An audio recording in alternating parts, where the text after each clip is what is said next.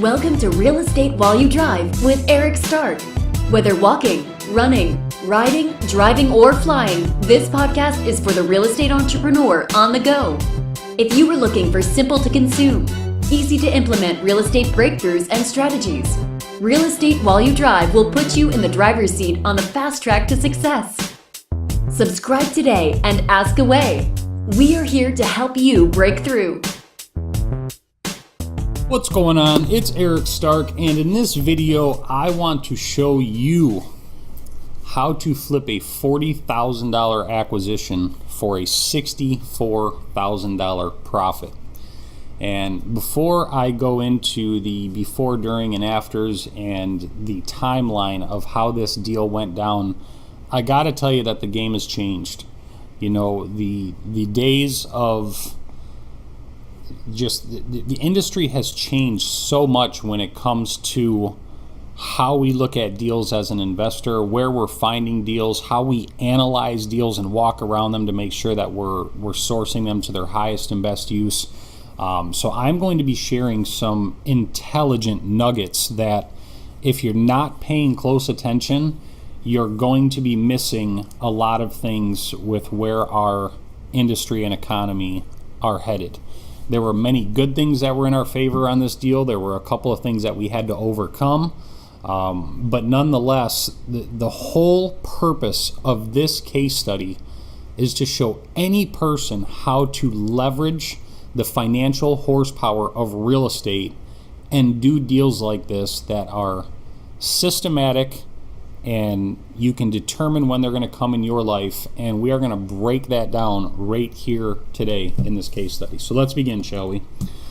So we actually found, so this particular deal actually came from a relationship that we've had with a seller in a community that we do a lot of investing with for the last, I would say, 5 or 6 years. I believe back in 2010, we were introduced to this family, believe it or not, through a mailman that knew of all the properties that they had around town and how kind of run down they were. They weren't very well taken care, very well cared for. And we ended up meeting this mailman who told us about several properties around town, and after researching them, we sent a letter to the family, and eventually the family responded. It was the son. His father was a very, very large landlord at one time around town. It was a family business. They owned a lot of real estate. Most of the kids had moved on and moved out of the area, wanted nothing to do with it. This gentleman was actually still at home taking care of mom, managing the properties, keeping the income coming in, things of that nature. And we ended up building a very, very great relationship. We actually purchased 5 of their homes from that one mailman referral, and from the one letter that we sent out, we purchased 5 homes from them that we bought for exactly 50% of what they were asking, and we did that the day before Thanksgiving back in 2010. Kept some as rentals, kept some as renovation projects, a couple of wholesale deals out of there, and just kept that relationship going. We stayed in contact. Every time we bought a house in their community, we mailed them a letter. Every time we renovated one in their community, we stopped by the house saying, hey, we're having a barbecue and an open house. Come see what we're doing to the neighborhood. So if you're reading between the lines, you're seeing that there is some value there. This was not just a, hey, are you interested in selling yet? Okay, good to talk to you. This was a, stop by, have a lunch, have a tea, and, obviously we know that there's going to be some reciprocity coming down the pipeline in the future because they still own real estate, and now they're very, very comfortable with selling that real estate to us. So to summarize that, we found this deal because we had a long-term relationship with the family that we purchased several of their other properties from, but essentially it stemmed from a mailman lead that happened to just give us several addresses of rundown properties across town that we were able to do the research, find the common denominator, which was the seller in common, mail them a letter, get on their radar, and eventually buy out their portfolio from them. So definitely something that you can reproduce. It can be duplicated, and you can do that over and over and over again. There's no magic. You don't even have to pay anything. You just have to trade your time to go out and find somebody that can point you in the direction of some distressed, vacant-looking, tired, forgotten about real estate, and mail a letter. Next thing that we did is we had to determine the value of this property. So the property that you are actually looking at right here it's actually a duplex property, with the lower being a 2-bedroom, 1-bath, full kitchen, the upstairs being a 1-bed with a den, 1-bed with a den and a bathroom and a kitchen. All have their own furnaces, utilities, meters, things like that. The property does have a shared driveway, as you can see, with a 2-car garage that goes to the rear of it. Now, in this community, this is actually, when you're thinking of the price of $40,000, you're probably thinking this is a Detroit war zone. It's not. This is actually one of the top 7 communities in Michigan. It made the list of one of the top 25 throughout the nation. It has a very, very strong economy, a very large downtown presence in nightlife. So this property as a rental would be a supercharger in anybody's portfolio. So what Steve and I had initially planned on doing was converting it back from a duplex into a single family home, and then likely planned on doing a very large renovation where we would be able to sell the property,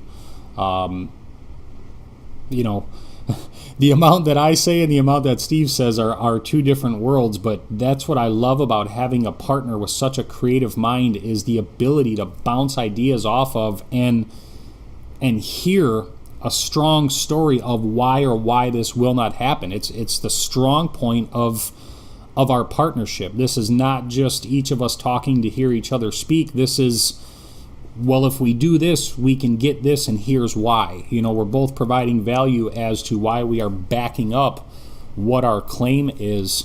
So the way that we were determining this property's value actually came in multiple different ways. The great thing about buying properties in a community where it's thriving, and again, I know a lot of people are looking at this house and the price, and you're saying, how can this place thrive? It looks like you're in a ghetto war zone. It's not. This area right here allows us to do several things with this home. We could so easily knock this house down and build a brand new $450,000 house, and I'm pretty certain it would sell within 30 days of being on the market, likely at asking price. We could do a very large renovation to this property and do it like we did one across town that we had purchased for significantly more. We put about $120,000 into it and made a very, very healthy return.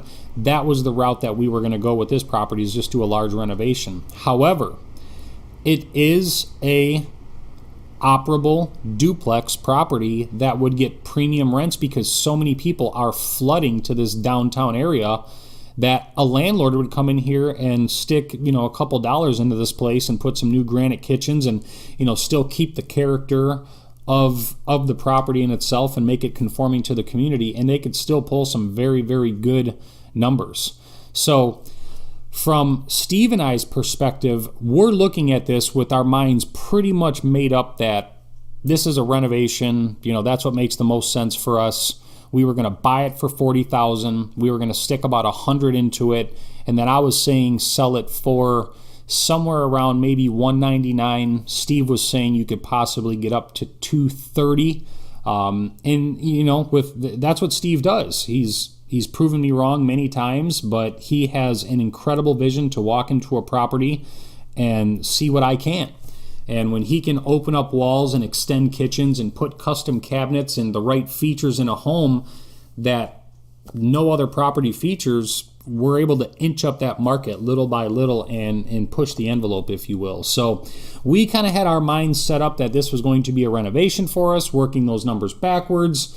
I'm looking at somewhere around a $60,000 profit on a renovation. That's just rough numbers without, cost of money, holding costs, overages, selling costs, things like that. With Steve's number, we're probably looking somewhere closer to the 80 to 90 range. And again, we do have comps to support those numbers, so it's not very far-fetched. So we determined its value in 3 ways. It has demand for being a rental property. It could be a new build site for a brand new construction home. and it can very well easily be a renovation project that we were going to take on ourselves and do the renovation for. So what I was just kind of speaking about was leading me into this next topic here, is how we walked around this deal to determine its highest and best use. If you're listening to the Inner Circle podcast, or you ever heard Steve and I talk on an interview, you know that the way that our business model operates is we are marketers of real estate that focus on lead generation. When we bring a lead into our business, it is our duty to walk around that property and understand its highest and best use. How can we leverage the least? Actually, I should say, depending on which way you look at it, how can we leverage the least or the most, depending on how you look at it? How can we leverage the minimal amount and get the maximum return out of these properties? As a rental, as much as I love rental real estate, to have to buy it for $40,000 and then we would probably stick another $50,000 into it, be into it for $100,000, and you're going to get somewhere around $1,500 a month in rents. It takes a very, very long time to make serious cash flow. But again, that's a wealth building opportunity for us to consider.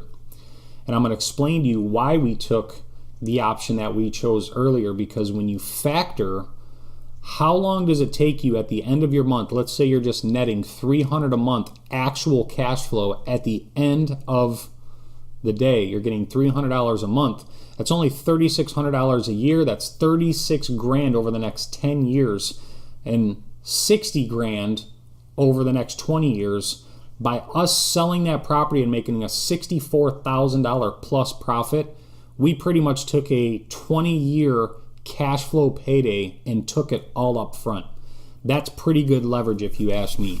So moving around to multiple different aspects of the property, we know we could keep it as a renovation, we could keep it as a rental, and we could knock the house down and build a brand new structure here.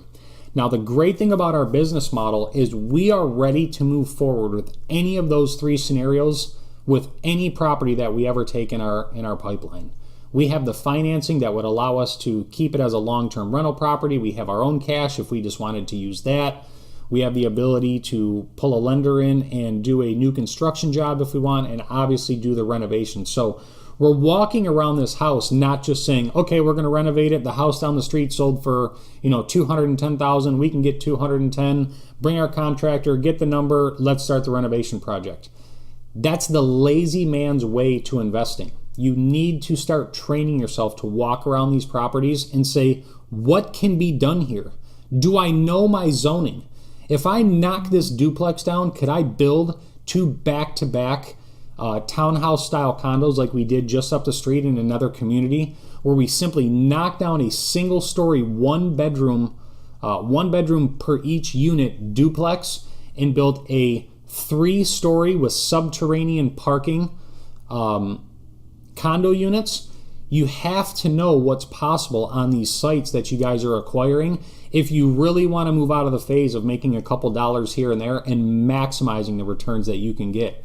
So again, learn your zoning, know what's selling, know what's possible, know if you have an opportunity to build somewhere, know what your numbers are when it comes to rental income. And I mean, don't cheat yourself and do internet marketers math and say, I can buy for $40 and I can rent for $800 a month. You're not getting $800 a month in your pocket. You have to do real numbers if you're going to figure out a property's highest and best use. So again, walking around this property, our highest and best use was still to do a renovation and rehab this property. Now, anybody else who's ever listened to the podcast with my partner Steve and I, you know that we have a constant tug of war going on, where when Steve wants to build or hold or renovate something, it's like my duty to get out to the marketplace and find out what somebody would pay us to take that deal off of our hands. So, moving forward as we kind of go into this, obviously that we sold this property for a quick $64,000 payday real fast. But before we got to that point, I was already starting to begin structuring the financing because I kind of knew what I wanted to do. And I think we have enough deals going on right now where when I did approach Steve with my thoughts on this, I could easily persuade him in my area, but I knew that we had the financing locked up, and all we did with that is we went to one of our lenders and said, hey, we're buying a property across town. We are looking to borrow a total of like $165,000. It's a $40,000 acquisition. We're looking for somewhere around $125,000 in repairs. He didn't do a drive-by. He rarely does. And he just responded back and said, that's fine. Let me know when the closing is. And then we would take a mortgage and a promissory note to him, which he usually doesn't even record or require. And then he hands us a check and says, see you in Las Vegas.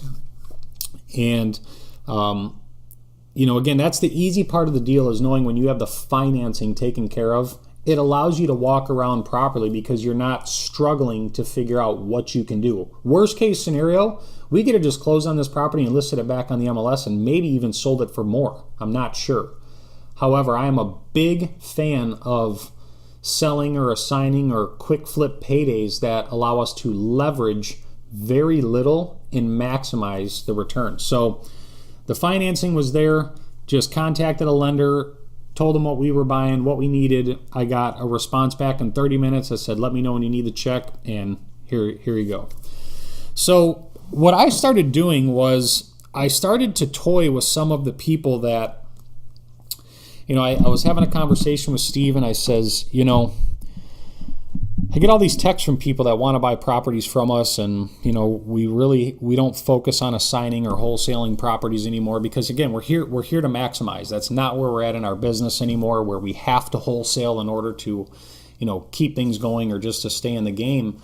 But what it came down to was me sitting down and really working some numbers and saying, okay, if we're going to renovate this thing, it's $165,000, which Steve and I signing a mortgage for another $165,000, debt to our names or our company it's not a big deal to us anymore. That's not the big factor. But I started to really pencil in some numbers and, check some comps. And I know that I got some buyers that beat a path to my doorway and say, I don't know what you guys do, but man, I see your projects all over town, your signs, your websites. You guys just have so much activity, but you're like underground. You're not really out there. You're never at RIA meetings. You don't meet with everyday investors. You guys are kind of like snipers. You're quiet, but you're doing a lot of business. What's going on? Where can we find deals like you guys get? And I tell them, I says, we really don't have an opportunity to pass anything off because we're not at the point anymore where we just need to make a 5 or 10K payday and hand off a 30 to 50K payday to a rehabber. That's why we source every deal to its highest and best use. So I had went through my phone and pulled out a couple of guys that have recently been contacting me and texting me and wanting some access to some deals, and just shot a very, very simple text message to, I don't know, about a dozen or 15 people, and it was just very simple. Hey, Steve, still buying properties in the Ferndale area? That's it. Just like less than 10 words. Hey, Steve, still buying properties in the Ferndale area. And started to get all these responses back with, yeah, absolutely. I've been, struggling. My realtor's not finding anything. What do you got? So I get some feedback from people and I say, hey, do me a favor. Go drive by this property and tell me what your thoughts are. So I started getting a few people that responded back and said, we would probably pay somewhere around, like 65. I had one of our people came back at like 77.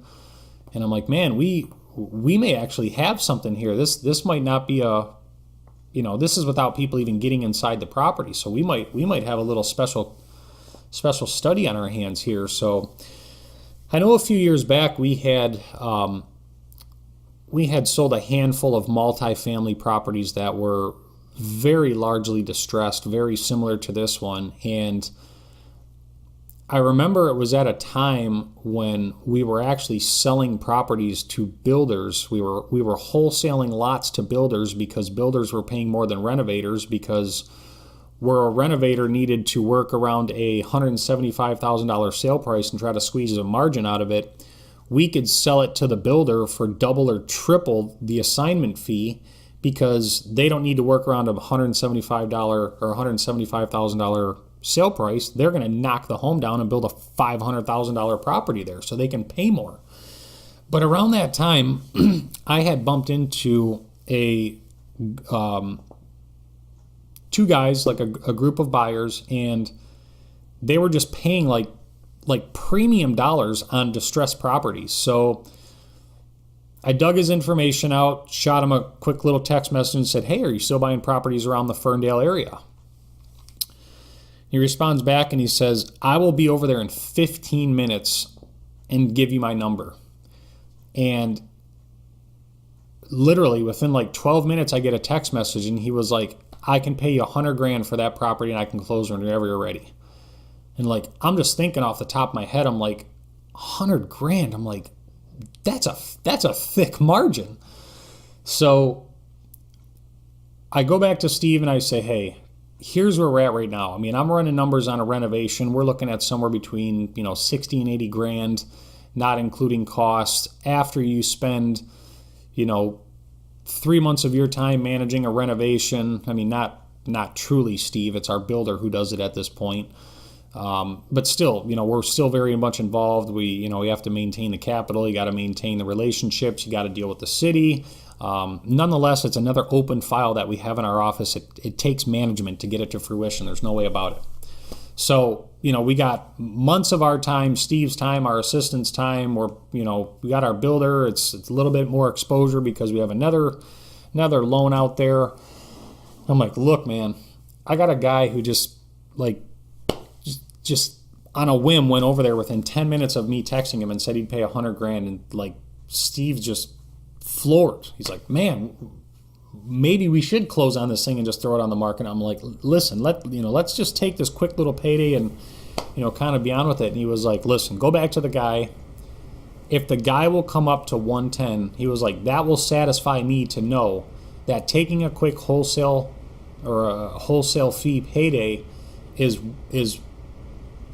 way more outweighs the advantage of Steve renovating his property and having to deal with it for the next 9 months." So I go back to him, say, "Hey, if you can do 110, the property's yours, and we'll have a done deal." He came back and said, "Meet me at 105. I shook on the deal. I sent it over to him, and nonetheless, we had a signed contract back the same day with an earnest money down at our title company, and literally the deal was like over and done, like before I even had time to process it. I'm like, man, I'm really glad that I stumbled upon this guy years back. And every time that I would fly back to Michigan, because I live down in Florida full time, every time I would fly back to Michigan, I would, see him in the field, or I'd see him at a property. I would always stop and talk to him. I flew up there one day and I seen that he was having lunch with a couple people from his office. We paid for his lunch for him. And I'm like, man, those little things throughout the couple of years when you're not directly involved with somebody, but you're indirectly still in contact, is what led me to do a deal so easily with this guy today. I mean, keep in mind, we sold this guy houses like 4 or 5 years ago. So it's not like we've done business over and over and over and over. But, again, when I would fly to town, I'd see him at a project. I'd stop, walk up, ask him about the numbers. How's everything going? What are you looking for? Just to stay on his radar and keep building the rapport. Now, if I didn't have the ability to text somebody who was so comfortable and familiar with who we are, how we do our business, knowing we have control, knowing we're not wasting anybody's time, knowing we know the numbers, and making it easy for them to buy, I guarantee this deal would have not have gone down. If I wouldn't have kept my long-term relationship with the seller, there's no way it would have been as simple for me to buy this property as it was. So once we had the commitment from our buyer, it comes down to two things for me. Am I going to close on the deal and resell it to somebody, or do I want to try to assign the deal? Which I've never had. Actually, I've had one incident where when we do an assignment deal and we sign the rights over for our contract so that our buyer who's paying us an assignment fee can deal directly with the seller. I've only had one instance, and that was because it wasn't my title lady who was closing the deal. The lady who closed this transaction brought the actual buyer and seller in the same room when our the way that we do our assignment deals, buyer and seller are never even at the title company at the same time. There's no reason for that to ever be a possibility to occur. So I've never had an issue assigning a property ever, except for one time, and it was beyond my control. There's nothing I could have done. It was a lady who wasn't experienced in it, and the file kind of blew up in my face, but it still closed. And I wasn't at the closing, so I wasn't there to experience any of that. But what I thought I should do on this one, just because I'm protecting two very, very close relationships that mean a lot to me, is to fund the deal, close it out, sign everything, and then resell it to my buyer the very same day. So we could have very easily just assigned this deal and, had the buyer close in our place, fund the whole thing, and we never would have had to have done anything. Literally, we never had to show it up for closing or any of that. So we decided to do a double closing. We had the sellers meet us at the title company at 9 a.m. We had them sign. We gave them their check. They were washed clean from the deal. They got their money, deeded it over to us. At 3 o'clock, our buyer walked in, funded the sell side of our transaction, the buy side of theirs, and we made the margin in between. Now, again, the reason I did that is because anytime somebody sees it, to me, it's not always the amount of money, because again, I can sit with that seller, and if that seller would ever call and say, Eric, somebody just told me that you sold my house for $60,000 more than I sold it to you. What's going on? And I would say, yeah, that's, maybe they could have listed it and the same buyer would have found it. I don't know. But one thing I do know for sure is by us being active in the industry, the reason why we were able to get a number like that and make it so easy is because we have what's called a relationship. And without a relationship, you're likely not going to ever be able to transpire anything to fruition, because anything other than the way that we did this transaction is like buying houses off the MLS where there's two realtors going back and forth. It's like an emotionless business. I've done it. We've bought several hundred deals off the MLS, and there's no emotion. There's no connection like we have with the seller here, like we have with the buyer. So for the sake of that relationship and future ongoing business, I didn't want the seller to see that there was a profit being made, and I didn't want the buyer to know that we had a markup. And again, ultimately it shouldn't matter, because the seller gave us their number, we gave it to them, the buyer was comfortable paying the price that he paid, and we signed on it. And that's what business and economy and industry and capitalism in America is all about. So the only reason I structure these deals this way is so I can keep a better relationship and provide a better service in the future to people and do this same kind of deal over and over. So moving forward, show me the money. I know everybody else wants to see the money. All this doesn't mean nothing unless I can show you a settlement statement that shows you the money. So as you guys can see here, starting on the left side where it says buyer's settlement statement, you can see that on the date of 8/16, 9 a.m., we were the buyer, Michigan Property Superstore, for a property located at 228 in Ferndale. Scroll down to the very bottom, you see the purchase and closing costs were somewhere at the $42,394 and some change mark. 3 p.m. Wow, that is the next day, even though it was the same day. Oh, no, okay. Close of escrow is the same day. The date they were drawn up, I apologize. The date they were drawn up is 8/16. The close of escrow was 8/18, as you can see. Close of escrow on the buy and sale side, 8/18. We bought at 9, sold at 3, bought for 42, sold for 107. Pull out your phone right now. Subtract those numbers. You end up with somewhere around a $64,000 profit. no other costs involved. We used our own money to close it, got our own principal back plus the proceeds, and that is how you flip a property that you acquire for $40,000 and make a $64,000 profit. Now, I have a deal journal that I go through a process every single time we buy and sell a property. And this is the most important part of every deal that I do today is what can I take from this deal? Either what went right, what went wrong, what do I want to replicate over in my business that I can do over and over and over again?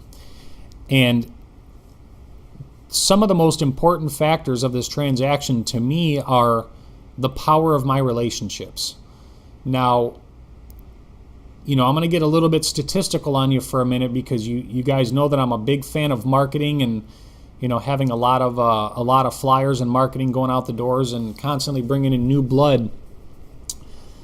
But one thing that I recognize is that by me staying in contact with a family that owns a portfolio of properties, rather than me try to, again, if you know anything about the statistics of marketing, is you can do your first 1 to 6 mailers and get no more than 3 to maybe 5 or 6%. But upon your 7th and 8th mailers, you're going to get as high as 80% of a response rate. However, how long does it take? How much money does it cost to do a campaign to get another relationship in our lives, just like the one that we have in front of us here? That all I have to do is send out thank you cards, stop by the house when I'm in town, pick up the phone every 30 days and find out what's going on. Because when the time comes again for them to sell the rest of their portfolio, we already own it. We don't have to market for that anymore. We are 10 times more likely to do business with somebody that we've already been in contact with, even if they said no at this time. So I have an 80% chance of getting good responses from a very expensive, very lengthy campaign, or I can follow up with the people that I've done business with that have the ability to do repeat business with me because they own more property. They own a private home that they live in that eventually they're going to be moving to Florida and going to want to sell that personal home as well. Plus, they know everybody in town. Everybody. This family's been here since this community has been founded. So when they go to the Rotary and the breakfast and the dinners and the meeting groups and things like that, who do you think they're referring whenever they hear somebody that talks about real estate? The power of those relationships is my most important takeaway from my deals. It's not about the money. The money just allows me to go back and live my life. But the relationships are what get us there. So what I learned from this deal is to have respect for both sides of the parties by, being respectful and closing it out and reselling. Make sure you're keeping good face and good relationships with those people because these are the people that make my life easy. When all I have to do is pick up the phone and say, hey, Dolores, hey, Dave, it's Eric. I'm going to be flying up to Michigan in the next month looking for another project. You got anything that you're looking to sell? Yeah, I think, let me talk to Mom. I think she's ready to sell another one. We're getting ready to go to Florida in a couple months anyway. So yeah, we could probably peel one off. Now I know when I'm coming to town, I'm going to sit down, have some lunch, have some homemade tea, and I'm going to strike a deal when I'm up there that we can put in our pipeline for the future.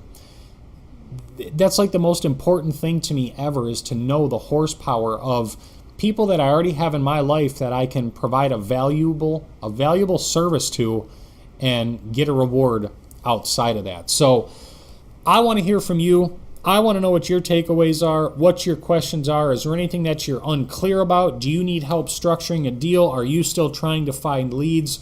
We have resources, reports, free books, mind maps, one-on-one strategy sessions, everything that you guys can think of over at the innercirclepodcast.com. You guys can go over there. There's no membership fee. Everything's available. You can contact Steve and I right through that website. We'll answer your questions live through a Facebook feed, chat if you prefer. But I want to hear from you. I want the exchange. I'm looking for the relationship just like in this deal. So I can tap into you. You can tap into me. We can synergize and figure out how to do more paydays like this across it. Let's make America great again, guys. Let's leverage $40,000 purchase prices and make $64,000 paydays on the upswing over and over again. So from Eric Stark, Steve Mills, the Inner Circle podcast, and the Breakthrough Group, I just want to thank everybody for taking some time to spend with me. Now that you've spent the time, you've went through the classwork, now is when the real work starts. So leave your comments, leave your questions below, and I will be sure to respond to you guys personally. Thanks.